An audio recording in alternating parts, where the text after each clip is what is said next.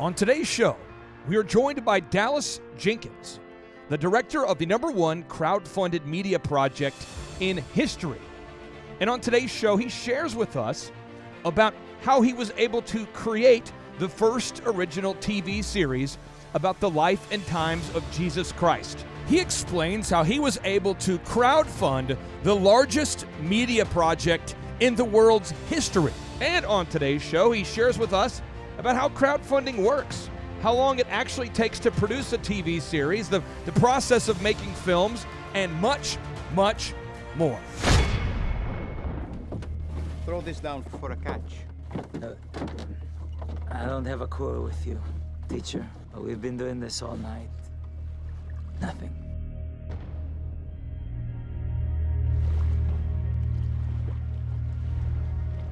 All right.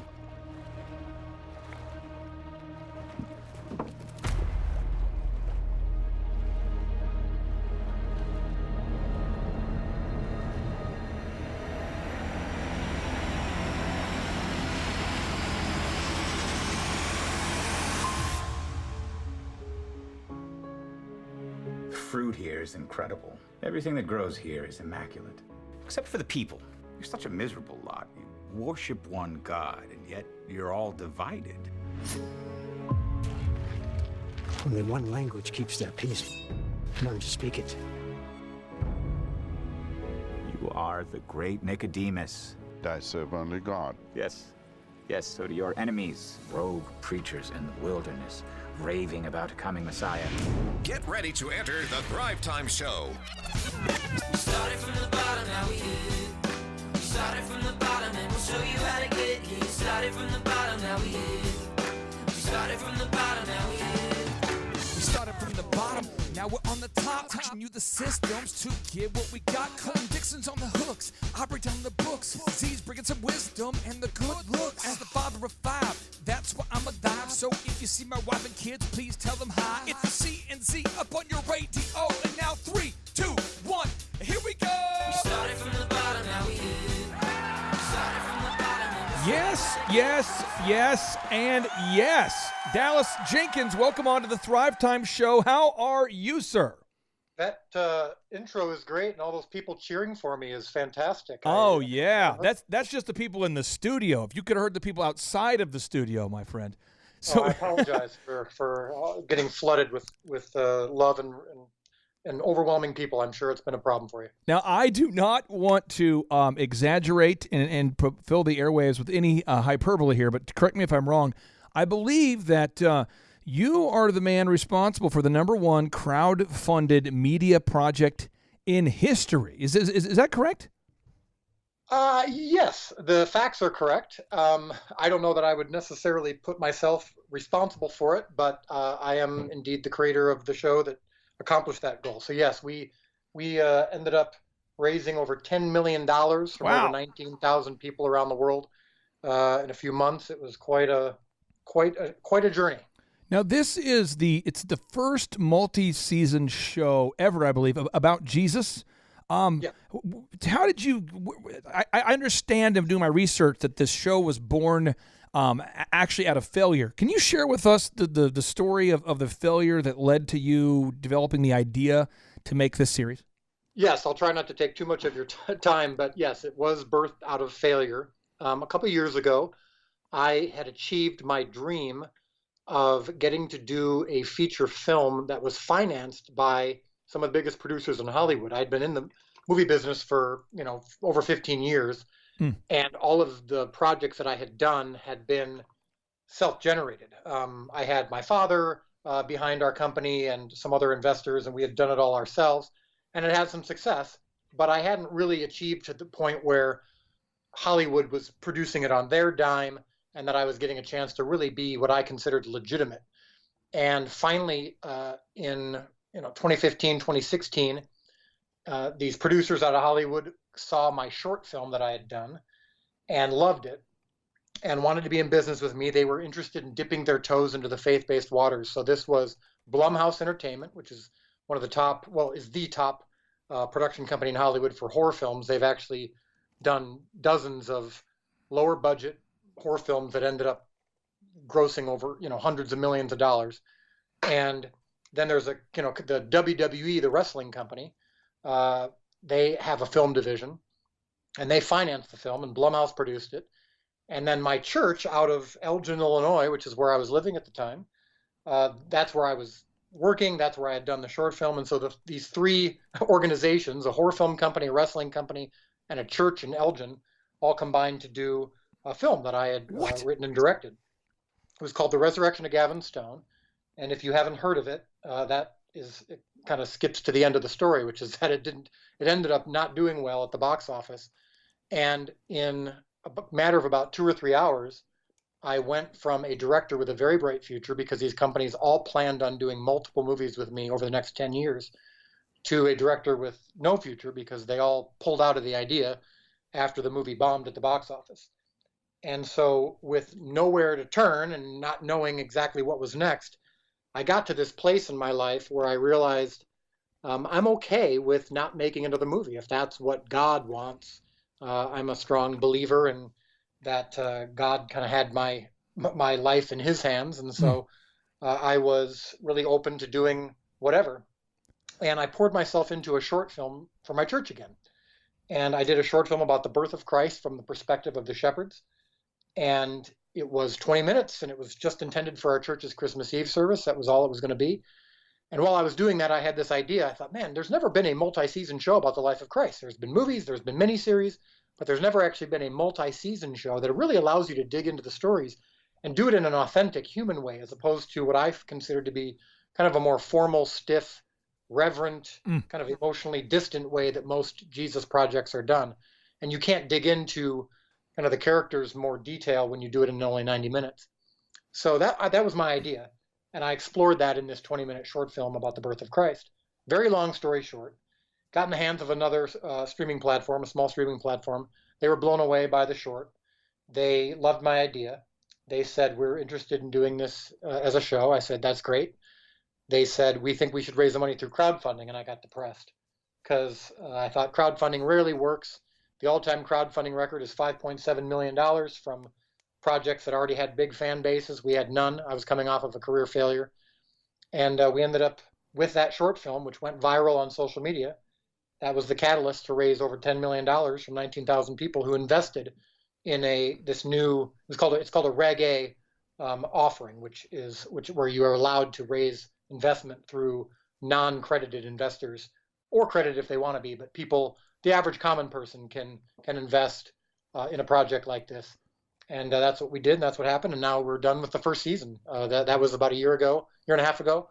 And since then, we've gotten the first season done, and it's been quite an incredible ride. Now, what do you call the type of investment where a non-accredited investor can invest? What did you call that?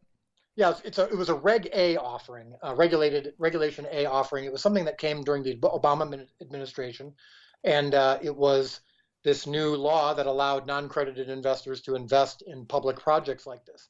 Typically, crowdfunding is done through donations. You just go on Kickstarter or GoFundMe, and you raise the money through donations, and what they get in return is a T-shirt or their name in the credits or whatever. We offered actual investment, and so the minimum. This is the other interesting thing about it, was the minimum was $100.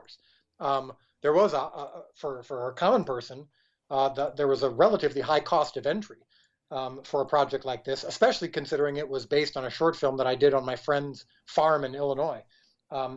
We had only that short film to gauge their interest and get their trust. And yet they were excited about it and loved the short and loved the vision that we portrayed. I did a kind of a 5-minute pitch video after the short film was done, selling them on the vision, and it worked. And so the minimum investment was $100. We had an investor who did $300,000. We had others who did $100,000, others who did $50,000. Wow. But a good chunk of it, was just from thousands of people who gave $100 or $200 because they really wanted to be involved. So let's say that I'm a listener out there right now, and I'm not really familiar with the inner workings or the mechanics of crowdfunding. Could you explain it to us in layman's terms, and maybe even below layman's terms that even I could understand? Well, the reason I'm going to be able to do that very well is because I only understand it in below layman's terms. Oh, nice, so nice. yeah, so that's the good news. I am not a financial whiz. My strength is the creative side. I built the content. My partners are the ones who came up with the idea. But the long and short of it is, we typically you'd go on social media and you would say, hey, here's our link to Kickstarter or GoFundMe, and you go to Kickstarter or GoFundMe, and you see the page of the company that's trying to raise money, and you click on it, and it says, here, for $5 you can get this, and for $15, any amount you can donate to our project, and people do it. It's quite easy. Our means was a little bit different because, again, we were doing investment, so the SEC was involved, and lawyers were involved, and there was a whole offering circular, that's what they call it, where it's 25 pages of fine print that we encouraged them to read. They weren't required to read it, but we were required to offer it to them. And then when they went to our website, so we would go on social media, we would say, if you're interested in investing in this project, please go to thechosen.tv, and they would click on invest or partner or whatever it was, and they would get there were about 4 or 5 layers to it. They would have to fill out their name and email address and how much they were interested in investing in. Then there was a form that they would have to read, an initial, just to indicate that they had gotten all the warnings about investment, because I assume you know enough to know that when you're offering investment opportunities, you have to tell people that this may not ever make any money. Right. This is risky. The entertainment industry especially is risky. So we gave them all those warnings. You really have to, there's a lot of hoops you have to make people go through. In our case, we made it as simple as possible. And then ultimately they, click the confirm button if they really, if they want to be involved. And we just, people were really passionate about it. And so they would click invest, and then they would choose their amount, and then they would either, wire money or use a credit card or, I think credit cards and ACH transfers were pretty much the primary means that people did it. Obviously, for the big amounts like 50,000 and whatnot, people weren't using their credit card, but that was the gist of it. Was that simple enough? I think it was. No, this is great. And Dr. Z, we're interviewing today Dallas Jenkins, who is the man who has directed and created the #1 crowdfunded media project in history. Dallas Jenkins, I think he owes me money. Doesn't he? I think so. I'm not 100% sure. I need to look at my notes. Okay. But I think he could. Nice to meet you, Dallas. Nice to meet you. And that money did not go to me, believe me. If it did, if I said anything, the SEC would be knocking on my door quite quickly. Now, I want to see if we can do this. Let's if everybody's out there and you have just a moment, I want you to go right now to thechosen.tv /app. Thechosen.tv /app. And Z, there we can watch the film. We can watch the series for free, the series about Jesus. And I just want to, let's all commit today to watch 1 minute of, at least 1 minute of the series. And I want to kind of have you break this down for us. How do you, to shoot 1 minute of this series, how many hours does it take to produce a minute? Oh, what a great question. I've actually never been asked that question before. Well, I'll break it down in this way. So the first 4 episodes, we did the first 4 episodes, those came out around Easter. And then the most recent 4 episodes came out around Thanksgiving. So the entire season 1, all 8 episodes, is out now. So when we shot those first 4 episodes, that took 30 days at around 12 hours a day. And then, of course, there were several months of post-production, which is editing and music and audio and color and effects and all that kind of stuff. So that was several months. And that ended up breaking down, each episode is somewhere between 35 and 55 minutes. So it averages about 45 minutes per episode. So, if you think about, let's say 3 hours is 4 episodes, maybe a little bit more than that. Yeah. That took a good, amount, that took, probably 4 months to do at least when you combine everything into it. And you say there's 30 days of 12 hours per day shooting. That's 360 hours of filming. And then is it just as many hours on the editing? Yes, I would say it's probably more hours. Oh, man. But again, now that's not pure shooting. I mean, it takes, 2 hours in the morning to set up and get all the actors ready and all that kind of stuff. And each take that you do is a couple minutes. And so the shooting part doesn't take, the actual cameras are rolling, that part of it is just a fraction of the day. But yeah, the process of editing is probably a good, just editing alone is probably 2 months. And then that doesn't include the music, which is another 2 months. Goodness. So you're talking about like maybe 180 hours per hour of the per episode, maybe 180 hours. Wow. I've never broken it down like that, and if I did, it probably would have caused me to quit. So Your brain would explode, huh? I am so sorry for depressing our audience. Oh, that's not nice. You That's get a not mega nice. point taken away from you today, Clay. Okay. But no, so let's talk about cameras here. You raised, how much money did the crowdfunding raise again? What was the total that you raised? $10 million. So $10 million. What kind of cameras do you need to shoot something like this? We have a lot of aspiring entrepreneurs out there. What kind of cameras do you need to go out there and even shoot the trailer that you made for your church? What kind of cameras would you recommend? Well, we use what's called Alexas, and you rent those. So we're not buying those cameras. You rent all of your equipment, and I think that when you are, you bring up a good point. Even though the short film that I did for my church was done for an extraordinarily low budget by Hollywood standards. Yeah, you're still you're renting. You don't have the money to buy, but you want it to look as professional as possible within the budget that you have. Now, at the time that I was doing the short film, I wasn't planning on it being seen by the whole world and it being used to raise millions of dollars for a show. But I think the key point is, and this is a business philosophy that applies to more than just films, don't drink wine on a beer salary. When you make the best of what you have, and anytime that you try to do something big for a small budget, it ends up exposing that you have a small budget and you end up looking like a poor man's version of something better. So what's interesting about the short film that I did, and I think what people are responding to so much about the show, because the first season is out now and the response has been truly overwhelming, is we are focused on the characters. We're focused on the emotion of it. We're not trying to be Game of Thrones and do a big, epic, sword and sandals, spectacular with big special effects and visual effects. We just don't have the money for that. So we're shrinking our scope and focusing on the people. And I think that a lot of people who've seen faith-based projects or Bible-based projects, sometimes they feel like they're very cheesy and they look low budget, when in fact their budgets weren't all that lower than ours. If anything, they might have been higher, but they exposed themselves by trying to do something bigger that they didn't have the money for. And so I think that even with my short film that I did on my friend's farm in Illinois, people, and if we would have moved the camera over 10 feet, they would have seen, my friend's house. By reducing the scope and focusing on the people, the audience doesn't know what they're missing. They're just experiencing the emotion of it, and that's what's drawing them to the story.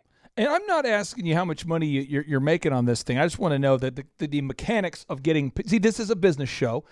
How do you get paid? I mean, is it per stream? Is it per view? How does that work?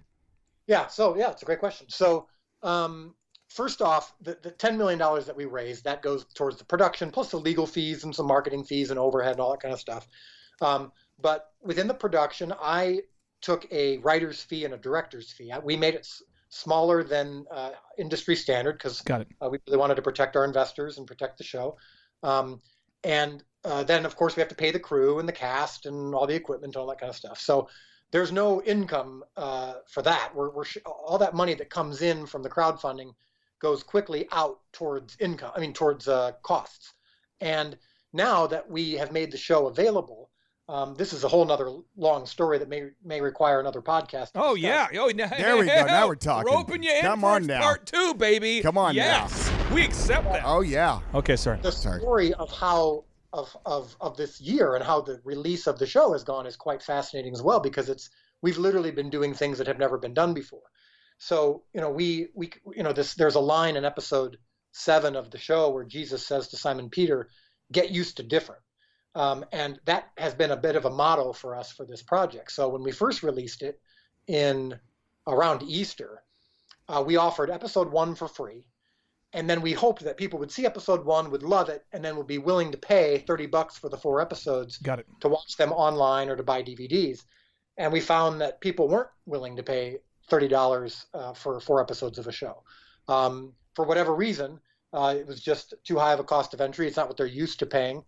And we found that whenever I would do like a screening of these 4 episodes at a church or whatever, people would buy DVDs by the pant load after they were done watching it. It was like once they saw it, Yep. they were all in, they were excited. There it is. Then they wanted to own it, they wanted to give it away. So we found that we've actually made more money by giving the show away than when we were charging people for it. So what we've done now is, during the course of the year, we found that we really needed to shift gears. And this is a business show, so I think it's relevant to your audience. Is we were struggling. Our expectations weren't being met.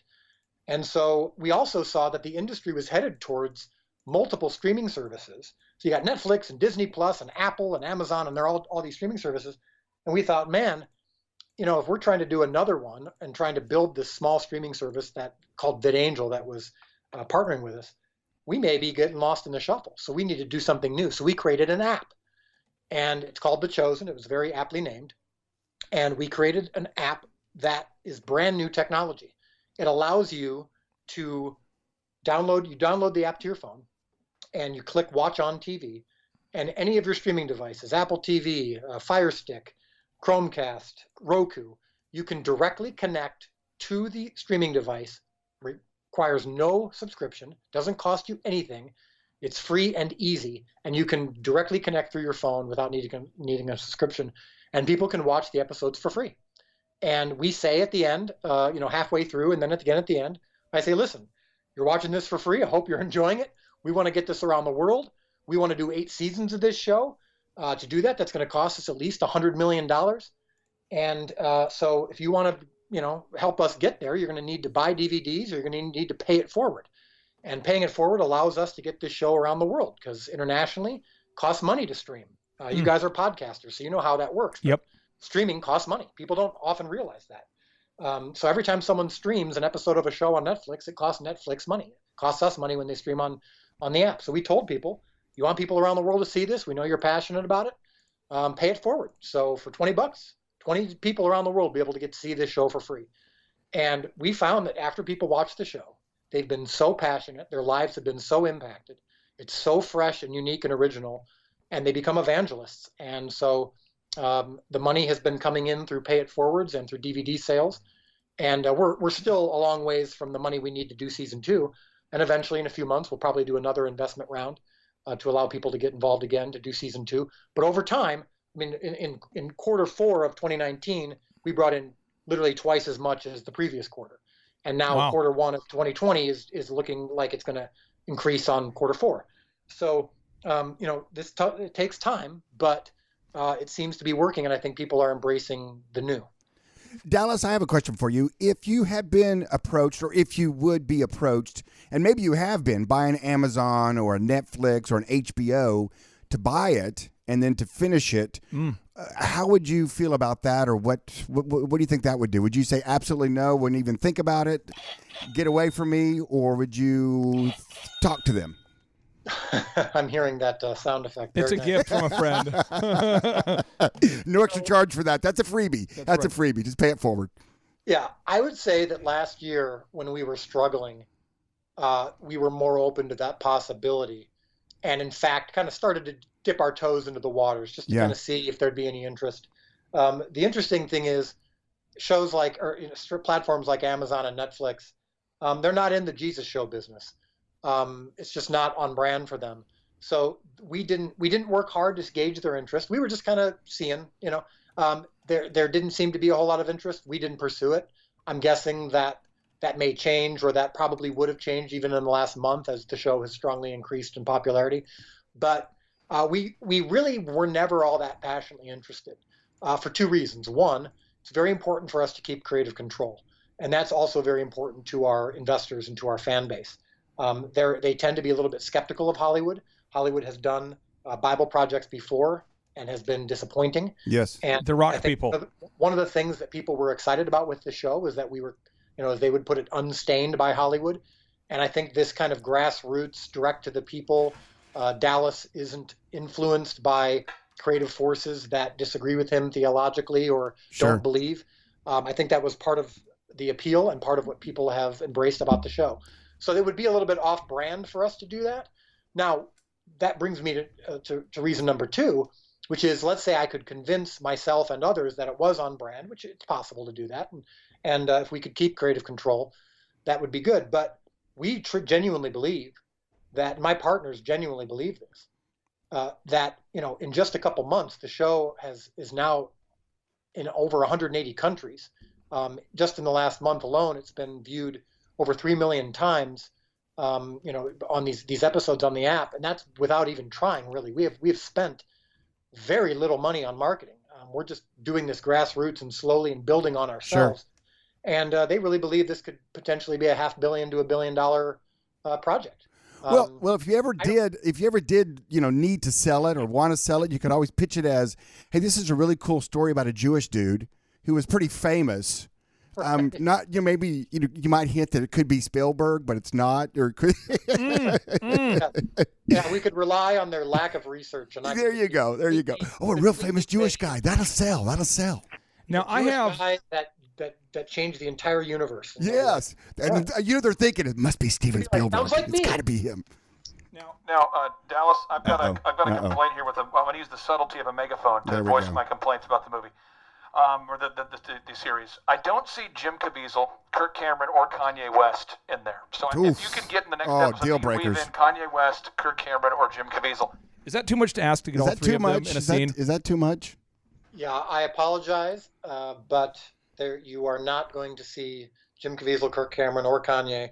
All of them are wonderful human beings. Okay. We have nothing against them, but I know you're saying that all in jest, but on a serious note, we have not wanted to partner with or cast famous people like Tom Cruise as Jesus, or someone famous in some of these roles. I think would be distracting, but also I think the same can be said of popular Christian celebrities. It's just not that kind of show. The show is meant to be a little bit more different. It's meant to be focused on. It's meant to put you 2,000 years ago, and I think what people have responded to so well about the project has been its authenticity. It feels like you're there 2,000 years ago. You can smell the dust and the dirt and the oppression, and I think that's part of the appeal of the show. So, if they wanted to promote the show, or if they saw it and loved it, that would be great, and we wouldn't be averse to them encouraging their fans to watch it. But we're tending to kind of do our own thing on this one. Got it. Hey, Dallas, the good news is, just to let you know, Clay and I, neither one of us are famous, and I don't think we'd be a distraction and I in look there. Great in a robe kind of and sandals. Eastern robe and sandals. I mean, I can really rock sandals like nobody can rock sandals. But if you want to visit the set and get a really, really dark tan, we would put you in the background without any problem, and hopefully they wouldn't you wouldn't be exposed. You're like, no, Z, farther back, farther on the other side of the camera. Get behind the camera. Get behind it. Behind the camel. Watch out, he spits. The other thing too is, I think it might be fun, and I don't know if you even thought about this. If a guy does enough in the funding, you might say, hey, listen, you can be an extra on set if you donate X number of dollars. I don't know, something to think about. We actually have done that. Oh, really? Oh, cool. So that was one of the perks. Is at a certain investment level.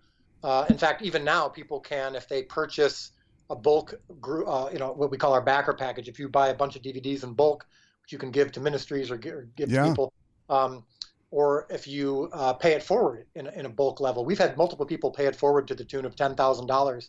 Multiple people have bought $10,000 worth of DVDs to give away. And we let them visit the set. And if they want, we'll get them into wardrobe.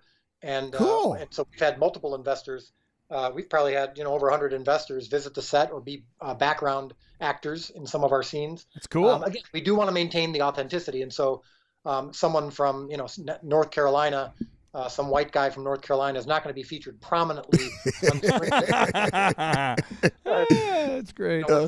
Trying to kind of suspend disbelief here, but some of them, again, when they put on the wardrobe and get some dirt on them and whatnot, look pretty cool, and they love the project and they love the process. Sure. Spend a good 8 to 10 hours just waiting and then getting to dance with the group of people at the wedding scene or whatever it is. Yeah. They really enjoy the process, and it's been a great. It's also just great customer service. It allows us to really connect with our investors, and then anytime that they've seen behind the curtain, they've come away saying, and I mean this is not an exaggeration, at least 90% of our investors have outright told me in person or via email, I couldn't care less if I make a dime from this project now that I've seen it. I just want this to get to as many people as possible. Sure. Powerful. I have, we have time for one more question here. And so if you're listening out there today, I want everybody to go to thechosen.tv/app. thechosen.tv/app. Check out the project. It is well worth the time. But Dallas, I'd like to ask you this. You have the Hollywood background, the film background. You're working on this series. Is there any one ask that you would have from all of our listeners, or any action step that you would, if you said, hey, of all the listeners out there, if you could do me a quick favor, it would be to do this. What's maybe one thing you want all of our listeners to do? Well, you just did it. I mean, honestly, watching the show, we have just from the beginning have been quite upfront, and I've made it part of my messaging and my vision, and it's an authentic one, which is I don't want you to feel compelled to support or partner with a project that you're not passionate about. You're getting asked for things all the time. Every day, people are asked to consume something. And then, of course, in the faith-based space, it's to give to something or to donate something. And my thought is, listen, if people love the show and it appeals to them in the way that we believe it can, and it really impacts their life, then we say, listen, do you love it? Then share it. And we think the show speaks for itself. And so I think if people look up The Chosen wherever they get apps, or if they go to that website you gave, we're easy to find, and just watch an episode. And if by the end of episode one, the end of episode one is very powerful, there's a really cool moment at the end of it that kind of sends you into the future episodes. If you don't love it, then don't watch, and certainly don't buy a DVD or pay it forward or whatever. But if you love it, keep watching, and I'll be surprised if you don't end up becoming a very passionate partner, or at least someone who's telling other people about it. So I know that may sound cheesy, or I hope it doesn't sound insincere, but it really is sincere, that I just want people to watch it. And I think you'll find, in fact, we put out a video today on YouTube of reactions from teens. Who watched the show. We did not intend this show, and I didn't think this show was going to be appealing to younger people, just because it's not your typical project where you're just going from Bible verse to Bible verse and Jesus is dressed in white and it's just a nice, clean family show. It's a realistic show, and it's family friendly, but I didn't think kids would love it. And we've been blown away by the response of all ages. And I think that if you just check it out, you'll be surprised at how much you're intrigued by it and how different it is. And if you think, normally I hate Christian projects because they're usually cheesy and low quality, you'll be speaking for a good chunk of our audience who feel the same way, and after they saw the show, changed their minds about this show. So that's as simple of an answer as I can give, is watch the show, and you'd be doing that's my main ask. Dallas, thank you so much for your time. Hopefully you don't get interviewed by other podcast hosts here in the near future that use a megaphone to ask subtle questions. I hope that doesn't happen to you again. I want to make sure the professionalism goes up from here. Let me say something real quick. I told you our motto is get used to different. And this podcast caused me to get used to different, and I loved it. And it's going to make all podcasts feel boring. So thank you for. All right. Thank you, brother. Get used to different. I love it. Hope you have a great rest of your day. Thank you. Anytime. Take care, Dallas. Go get him. And now, without any further ado, 3, 2, 1, boom!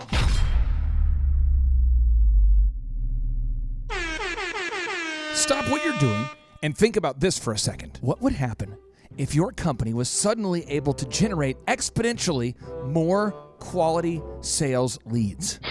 That would be incredible. What would happen if your company came up at the top or near the top of the Google search engine results? Well, I would just feel overwhelmed with all that business. How many thousands of dollars in lost sales or millions of dollars in lost sales are you missing out on simply because your potential customers can't find you when they go online to search for the products and services that you offer? I refuse to think that thought because I don't want any more business.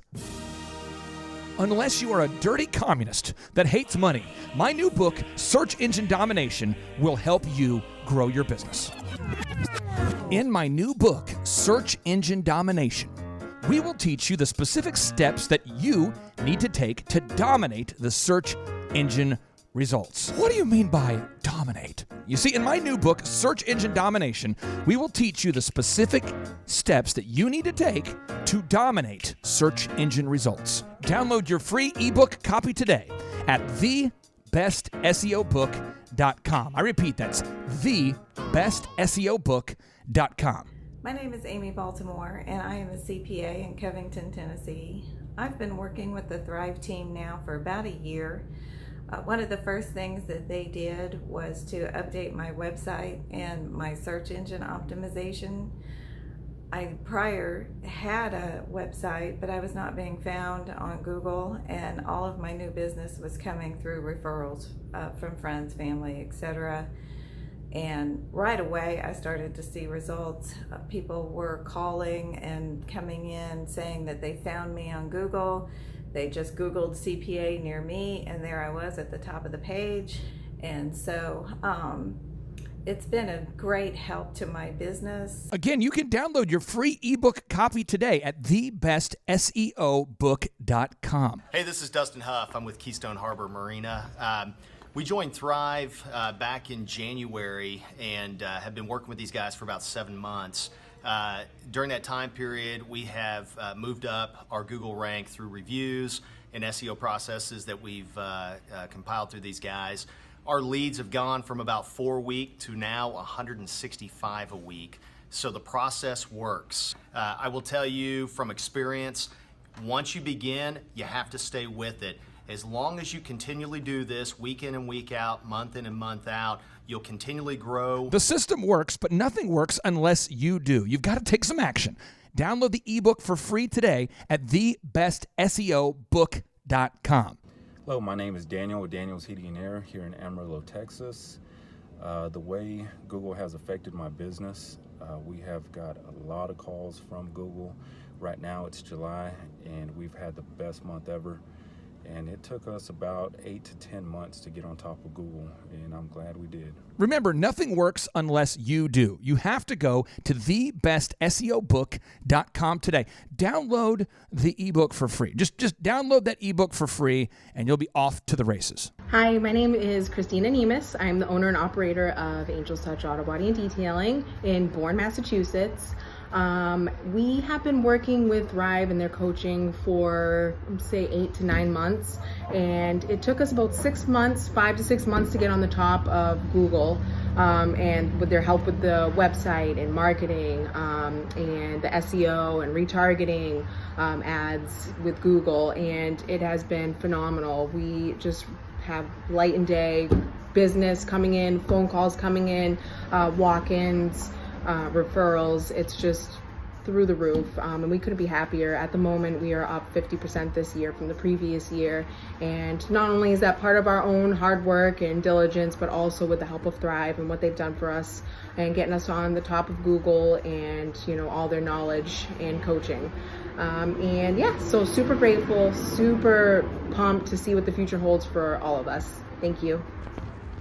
This is your year to thrive. Success you will find. Today is your day, and now is your time. Lazy hands make for poverty, but diligent hands bring wealth. Proverbs 10:4. I'm here to tell you, you can do it if you can just motivate yourself. 12 the masses had to cut off a few, so on the daily you and I could rendezvous. A misshapen tree that I had to prune. I had to make cuts to be here daily at noon. So like a tidal wave of knowledge monsoon, I could rain on the parades of those who doubt in you. Are you the next Rockefeller or the next guru, or the next Dr. King who's changing the rules? Walls are in your way, will you run right through? Like a running back, fourth the one, it's up to you. I remember my days back in the dorm room, tuned to the gloom like the temple of doom. Overwhelmed with the doubts that try to consume my hope for the future that I could pursue. But from the mountaintop now I can conclude that you have what it takes if you want the view to. This is your year to thrive. Success you will find.